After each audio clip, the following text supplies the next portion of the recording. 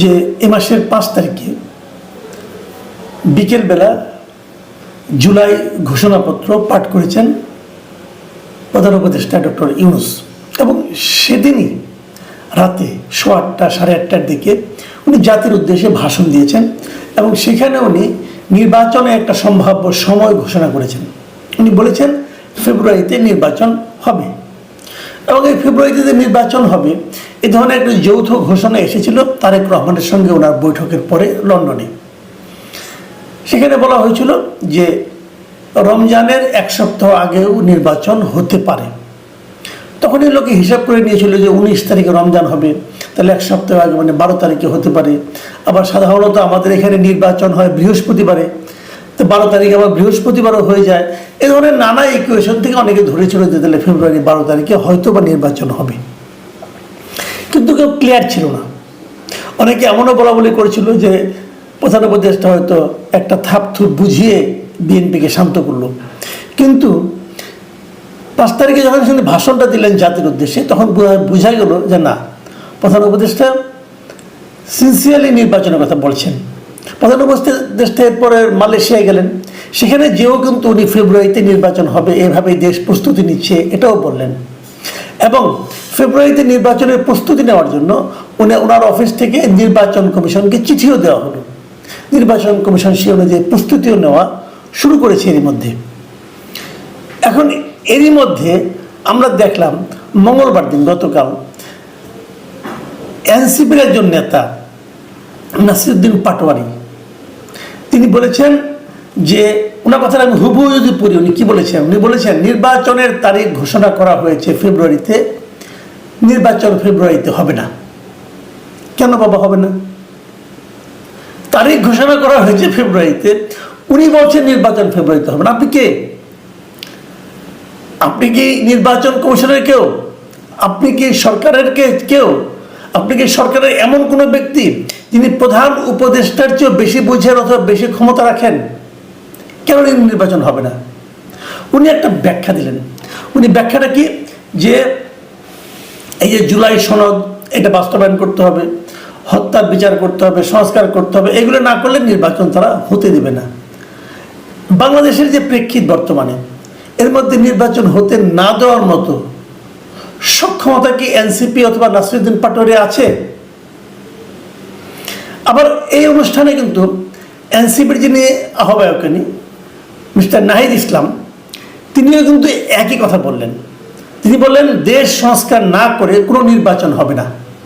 কোনো রাজনৈতিক দল, কোনো রাজনৈতিক পক্ষ এর সামিল হতে চাইলে আমরা তার বিরুদ্ধে যাব।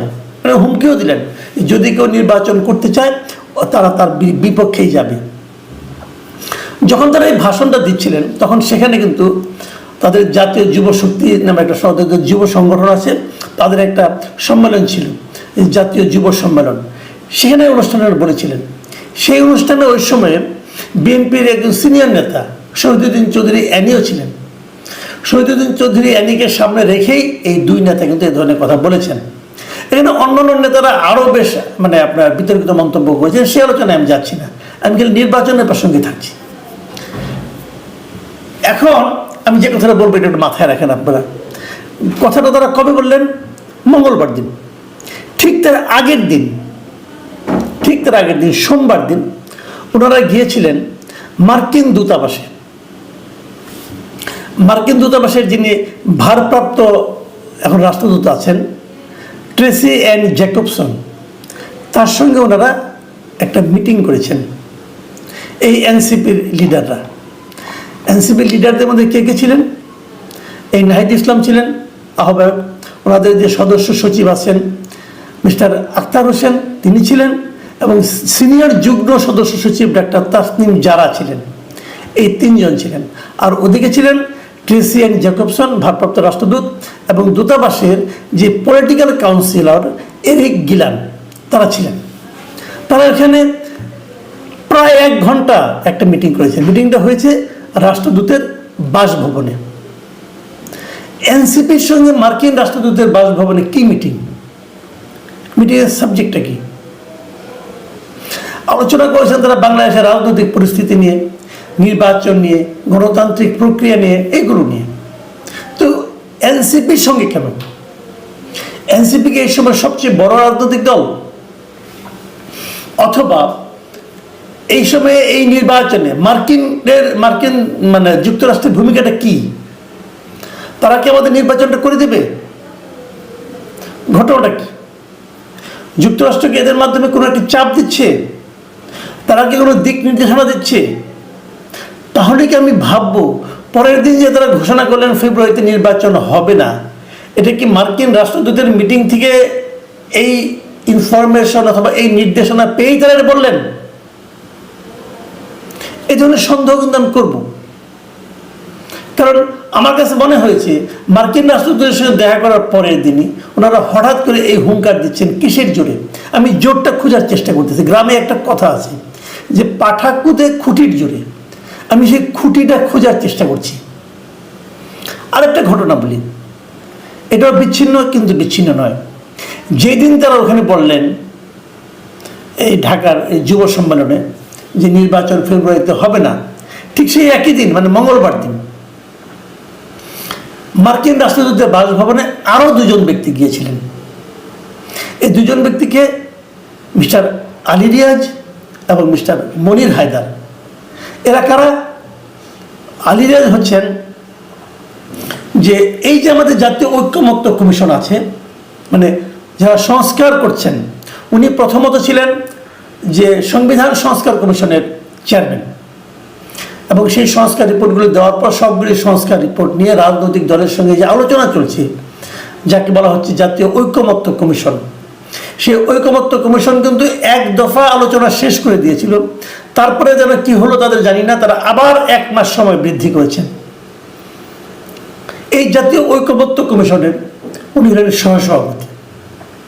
সভাপতিকে এর সভাপতি হলেন ডক্টর ইউনূস। তো ডক্টর ইউনূস তো সব অনুষ্ঠানে থাকেন না, বয়সজনিত কারণে হতে পারে, অন্য ব্যস্ততার কারণে হতে পারে, উনি আসেন না। আলী রিয়াজি ভার্চুয়ালি সভাপতি, উনি সব মিটিং কন্ডাক্ট করেন, পলিটিক্যাল লিডারের সঙ্গে আলাপ করেন, কখনো বোঝান, কখনো হুমকি দেন। আমাদের পলিটিক্যাল লিডার তো ছাত্র হিসাবে খুব ভালো, এরা কিন্তু অত্যন্ত ধৈর্য নিয়ে। আলী রিয়াজ সাহেব উনি একজন শিক্ষক মানুষ, আমেরিকায় মাস্টারি করেন, আমেরিকার নাগরিকও বটেন, ওখান থেকে এসেছেন আমাদেরকে দেশকে সংস্কার শিখাতে। তো উনি এখান থেকে টিচার মানুষ শিক্ষা দেন, আর আমাদের পলিটিক্যাল লিডাররা বাধ্যগত ছাত্রের মতো সেই শিক্ষা গ্রহণ করেন, চা নাস্তা খান, তারপরে তারা বলেন যে হ্যাঁ আংশিক ঐক্যমত্য হয়েছে, পার্সিয়াল হয়েছে, আবার হবে, আবার বসতে হবে, নোট অফ ডিসেন্ট দিয়েছে কেউ, এইগুলো নানা রকম আলোচনা হয়, আমরা মাসখানেক ধরে দেখলাম। তো সেই আলী রিয়াজ গেলেন মার্কিন রাষ্ট্রদূতের সঙ্গে, ভারপ্রাপ্ত রাষ্ট্রদূতের সঙ্গে দেখা করতে, এই ট্রেসি অ্যান্ড জ্যাকবসনের সঙ্গে। কবে? মঙ্গলবার দিন। মানে আগের দিন গেলেন এনসিপি, পরের দিন গেলেন এই জাতীয় ঐক্যমত্য কমিশনের সহসভাপতি, এবং ওনার সঙ্গে ছিলেন এই কমিশনের সদস্য এবং প্রধান উপদেষ্টার বিশেষ সহকারী মনির হায়দার। ইন্টারেস্টিং হলো আলী রিয়াজ এবং মনির হায়দার দুজনেই আমেরিকায় থাকেন, আমাদের ঘর সংসার সব আমেরিকায়। ওনারা আমেরিকার নাগরিকও বটেন, বাংলাদেশেরও নাগরিক, দ্বৈত নাগরিক, দুজনেই গেছেন। মানে ওনারা আসলে মানে বাংলাদেশের পক্ষ হয়ে ওনাদের নিজের দেশের লোক তার সঙ্গে দেখা করতে গেছেন। কেন? এটা শুনতে গেছেন যে আর কি কি করলে পরে যুক্তরাষ্ট্রের স্বার্থ সংরক্ষণ করা যাবে। কারণ ওনারা যখন নাগরিকত্ব নিয়েছেন তখন তো এই শপথ করেছেন যে ওনারা যুক্তরাষ্ট্রের স্বার্থ সংরক্ষণ করবেন তার প্রত্যেকটা কাজে। ওনারা কি এই জন্যই গিয়েছিলেন? মোদ্দা কথা হলো এই দেশটা আসলে চালাচ্ছে কারা? মোদ্দা কথা হলো এই দেশটা আগামীতে চালাবে কারা? এটা হলো বেসিক কথা। যুক্তরাষ্ট্র আমাদের উপর চেপে বসেছে, তারাই দিক নির্দেশনা দিচ্ছে যে দেশ কীভাবে চলবে। তারা আগেও এভাবে চেষ্টা করেছে, এখন যেমন চক্ষু লজ্জাটা উঠে গেছে, ওই লজ্জার সময় যে একটা থাকে না, ওই ঢাকটা তারা তুলে ফেলেছে। এখন তারা বলে দিচ্ছে যে কিভাবে দেশ চালাতে হবে, এবং যারা এখন দেশের চালিকা শক্তি জায়গায় আছে তাদেরকে ডেকে ডেকে মিটিং করছে। এবং ওখানে তো নিজেদের লোক আছেই, আলী রিয়াজ তো তাদের দেশেরই লোক, তাদেরই নাগরিক, তো তাকে নিয়ে বলছে এইভাবে এইভাবে সংস্কার করো। আর এদিকে এরা বলছে সংস্কার সম্পন্ন না হলে নির্বাচন হবে না, তাহলে সংস্কারটা আরেকটু দীর্ঘায়িত করে দিলে তো নির্বাচন হবে না।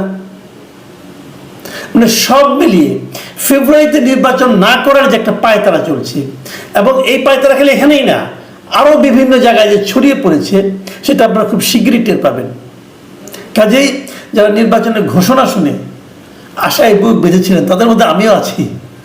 আমিও ভেবেছিলাম নির্বাচনটা হবে, এখন তারা সেটা নিয়ে আমার কেন যেন একটু সন্দেহ হচ্ছে। প্রিয় দর্শক, এটা নিয়ে আপনারা আরও পর্যালোচনা করুন, আরও ভাবুন, দেখা যাক নির্বাচন কবে হয়। এখন এই পর্যন্তই। আল্লাহ হাফিজ।